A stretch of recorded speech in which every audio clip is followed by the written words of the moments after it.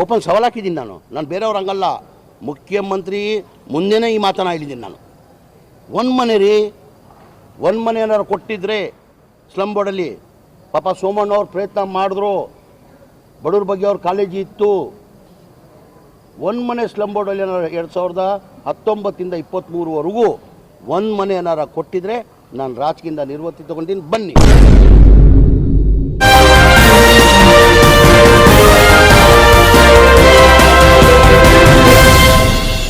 UTV news में स्वागत है आप सभी दर्शकों का। मैं हूं सानिया। आइए देखते हैं आज की ताजा खबर। ಅವ್ರು ಏನಾರ ಬಿಜೆಪಿ ಅವಧಿಯಲ್ಲಿ ಸ್ಲಮ್ ಬೋರ್ಡಲ್ಲಿ ಒಂದು ಮನೆ ಏನಾರ ಕೊಟ್ಟಿದ್ರೆ ನಾನು ಇವತ್ತೇ ರಾಜಕೀಯದಿಂದ ನಿವೃತ್ತಿ ತಗೊಳ್ತೀನಿ, ಮಂತ್ರಿ ಸ್ಥಾನಕ್ಕೆ ರಾಜೀನಾಮೆ ಕೊಡ್ತೀನಿ. ಸಾಬೀತುಪಡಲಿ. ಏನಕ್ಕೆ ಸಾಬೀತುಪಡ್ತಾ ಇಲ್ಲ ಅವರು? ಇದೇ ಬಸವರಾಜ ಬೊಮ್ಮಾಯಿಯವರು 2021ರಲ್ಲಿ ರಿವ್ಯೂ ಮಾಡಿಬಿಟ್ಟು ನಾವೇನು 6 ಲಕ್ಷ ನಿಗದಿ ಮಾಡಿದ್ವಿ ರೇಟ್, ಅದಕ್ಕೆ 11,20,000 ಮಾಡಿಬಿಟ್ಟು ನಮ್ಗೆ ನಾವು ಮಾಡಿರೋದು ಬಡವರಿಗೆ ಜನರಲ್ ಇದ್ದರೆ ಒಂದು 2.5 ಲಕ್ಷ ಕೊಟ್ಟರೆ ಅವ್ರ ಮನೆ ಆಗೋದು, SC ST ಇದ್ದರೆ 1,70,000. ಈಗ 8.5 ಲಕ್ಷ ಅವ್ರು ಕಟ್ಟಬೇಕು. ಎಲ್ಲಿಂದ ಬಡವರು ಕಟ್ತಾರೆ? ಆಟೋ ಚಾಲಕರು, ಬೀದಿ ವ್ಯಾಪಾರ ಮಾಡೋರು, ಕೂಲಿ ಮಾಡೋರು ಅಲ್ಲಿ ಜಾಸ್ತಿ. ಅವ್ರಿಗೂ ಒಂದು ಸ್ವಂತ ಮನೆ ಆಗಲಿ ಅಂತ ಹೇಳ್ಬಿಟ್ಟು ಮನೆ ಮುಖ್ಯಮಂತ್ರಿಗಳು 1,028 ಎಕರೆ ಜಾಗ ಸರ್. ನಮ್ಗೆ ನಾವು ಮಾಡಿರೋದು ಬಡವರಿಗೆ ಜನರಲ್ ಇದ್ದರೆ ಒಂದು 2.5 ಲಕ್ಷ ಕೊಟ್ಟರೆ ಅವ್ರ ಮನೆ ಆಗೋದು, SC ST ಇದ್ದರೆ 1,70,000. ಈಗ 8.5 ಲಕ್ಷ ಅವ್ರು ಕಟ್ಟಬೇಕು. ಎಲ್ಲಿಂದ ಬಡವರು ಕಟ್ತಾರೆ? ಆಟೋ ಚಾಲಕರು, ಬೀದಿ ವ್ಯಾಪಾರ ಮಾಡೋರು, ಕೂಲಿ ಮಾಡೋರು ಅಲ್ಲಿ ಜಾಸ್ತಿ. ಅವ್ರಿಗೂ ಒಂದು ಸ್ವಂತ ಮನೆ ಆಗಲಿ ಅಂತ ಹೇಳ್ಬಿಟ್ಟು ಮನೆ ಮುಖ್ಯಮಂತ್ರಿಗಳು 1,028 ಎಕರೆ ಜಾಗ ಸರ್. 1,028 ಎಕರೆ ಜಾಗ ನಮ್ಮ ರಾಜೀವ್ ಗಾಂಧಿಗೆ ಹ್ಯಾಂಡ್ ಓವರ್ ಮಾಡಿದ್ರು. ಅವ್ರಿಗೆಲ್ಲ ಸರೌಂಡಿಂಗ್, ಬೆಂಗಳೂರು ಸಿಟಿ ಸರೌಂಡಿಂಗಲ್ಲಿ ಅವ್ರಿಗೆಲ್ಲ ಮನೆ ಕಟ್ಕೊಡ್ಬೇಕಂತ 6 ಲಕ್ಷನ ನಿಗದಿ ಮಾಡಿದ್ರು ರೇಟ್. ಪ್ರಸಾದ್ ಭಾಯ್ ಅವರೇ, 6 ಲಕ್ಷಕ್ಕೆ ನಿಗದಿ ಮಾಡಿ ಕೇಂದ್ರ ಸರ್ಕಾರದಿಂದ 1.5 ಲಕ್ಷ ಬರ್ತಾಯಿತ್ತು. ಸ್ಟೇಟ್ ಗೌರ್ಮೆಂಟ್ನಿಂದ ಜನರಲ್ ಇದ್ದರೆ 1,20,000, SC ST ಇದ್ದರೆ 2 ಲಕ್ಷ. ಬರೀ ಜನರಲ್ ಅವರು 2.5 ಲಕ್ಷ ಕೊಟ್ಟರೆ ಅವ್ರ ಮನೆ ಆಗೋದು, SC ST 1,70,000 ಕೊಟ್ಟರೆ ಅವ್ರಿಗೆ ಒಂದು ಮನೆ ಬೆಂಗಳೂರು ಸಿಟಿಯಲ್ಲಿ ಅವ್ರ ಸ್ವಂತ ಮನೆ ಆಗೋದು. ಸಿದ್ದರಾಮಯ್ಯ ಇರುವಾಗ ಮಾಡಿ 1,028 ಎಕರೆ ಕೊಟ್ಟರು. ಅದಾದಮೇಲೆ 18ರಲ್ಲಿ ನಮ್ಮ ಸರ್ಕಾರ ಬಂದಿಲ್ಲ, ಸಮ್ಮಿಶ್ರ ಸರ್ಕಾರ ಬಂತು. ಇದೇ ಬಸವರಾಜ ಬೊಮ್ಮಾಯಿಯವರು ಬಡವ್ರ ಬಗ್ಗೆ ಎಷ್ಟು ಕಾಳಜಿ ಇದೆ ನೋಡಿ.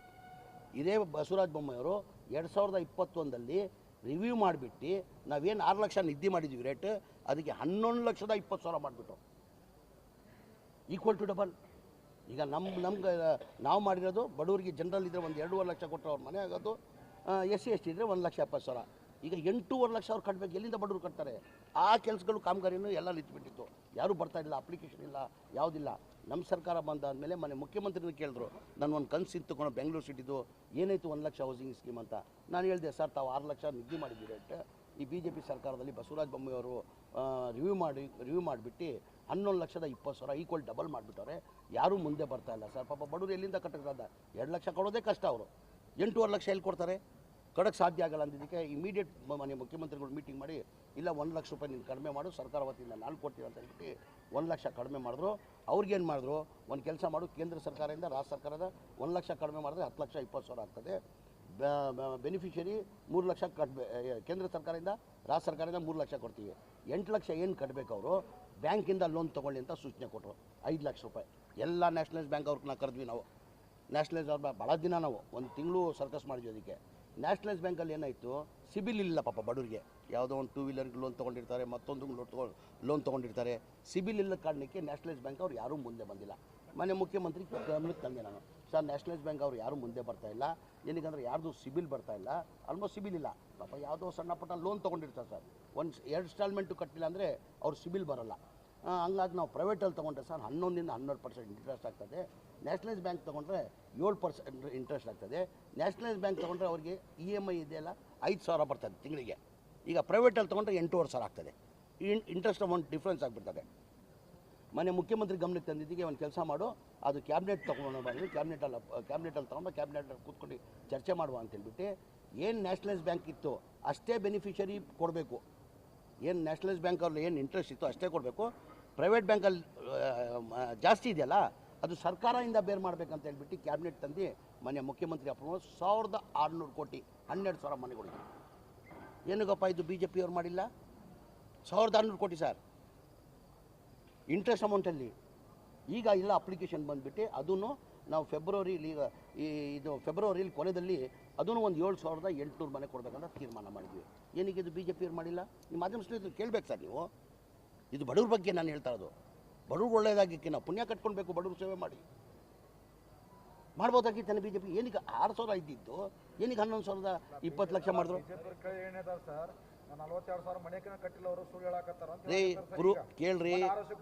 ಕೇಳ್ರಿ ಅಶೋಕ್ ಅವ್ರಿಗೆ ನಾನು ಓಪನ್ ಸವಾಲು ಹಾಕಿದ್ದೀನಿ, ಇವತ್ತು ಓಪನ್ ಸವಾಲು ಹಾಕ್ತೀನಿ ನಾನು. ಅವ್ರು ಹೇಳ್ತಾರೆ ಬರ್ತೀನಿ ನಾನು. ಏನು ಮಿನಿಟ್ ಕೇಳಿ, ಒಂದು ನಿಮಿಷ ನಾನು ಕಂಪ್ಲೀಟ್ ಮಾಡ್ತೀನಿ. ಈ ಡಾಟಾ ಇದೆ, ಎಲ್ಲೆಲ್ಲಿ 42,000 ಓಪನ್ ಅಶೋಕ್ ಅವ್ರಿಗೆ ಸವಾಲು, ಓಪನ್ ಅಶೋಕ್ ಅವ್ರಿಗೆ ಸವಾಲಿದು ಡಾಟಾ ಇದೆ. ಎಲ್ಲೆಲ್ಲಿ ಮನೆಗಳು ಕಟ್ಟಿದ್ದೀವಿ, ಎಲ್ಲೆಲ್ಲಿ ಕೊಡ್ತಾ ಇದ್ದೀವಿ ಅಂತ ಡಾಟಾ ಇದೆ. ಅಲ್ಲಿ ಹೋಗಿ ಅವ್ರು ನೋಡಲಿ. ಏನಾದ್ರು ಹೆಚ್ಚು ಕಡಿಮೆ ಏನಾರು ಆಗಿದ್ರೆ ಅವ್ರು ಹೇಳಿದ್ದು ನಾನು ಕೇಳಕ್ಕೆ ಸಿದ್ಧ.